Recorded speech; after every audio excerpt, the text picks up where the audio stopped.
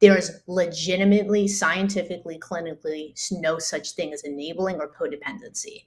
This is called interpersonal relationships with loved ones who are suffering. That's all it is. You are just trying to care for your loved one and minimize harm. Did It's you a just say different way. codependency doesn't exist?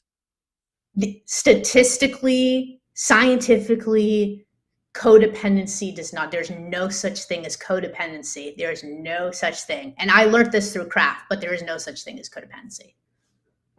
For I addiction, that is. oh. There's no such thing.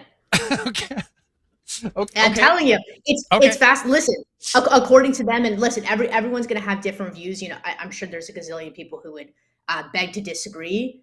Take a look at the resource. Go look online and see if you can find, like, for addiction, the actual medical stuff and scientific data for codependency, and you'll see it doesn't exist. So Look at look what you did. Look what you did.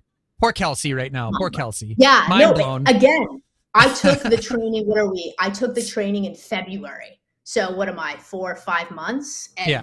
Up until then, I believe that codependency and enabling was like an actual thing, because people talk about it, like, not only through lived experience, but like I've heard doctors talk about it, like, and then the addiction medical professionals, like actual addiction doctors, not like GPs, not whatever. Mm-hmm. Every single person will tell you there's no such thing. Well, I have to dig further into that. Do you like? And if you know a doctor or a clinician who is qualified to speak to that, I would love to bring them on the show just to talk about that. There's like Codependence Anonymous. There's like giant thing.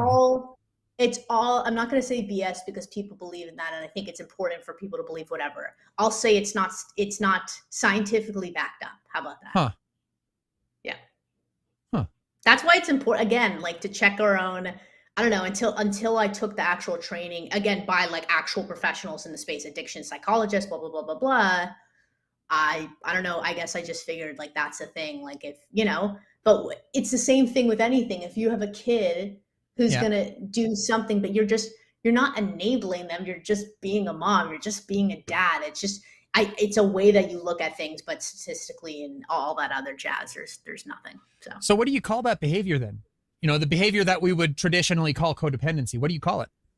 That's a good, honestly, what Dr. Myers, who's the head of craft, who came up with the whole thing and has done all the studies, Dr. Myers says that it's just supportive behavior.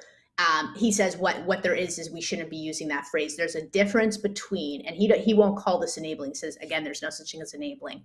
There's a difference between Mike wakes up the next day and you call into work for him. He says, that's not a behavior you want to model. You don't want to call into work for him and make him excuse. He won't call that enabling. He says, but that's not a model. That's not a behavior you want to model.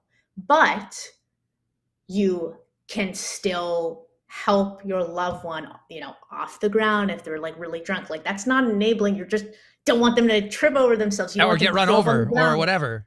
Yeah, like whatever it is.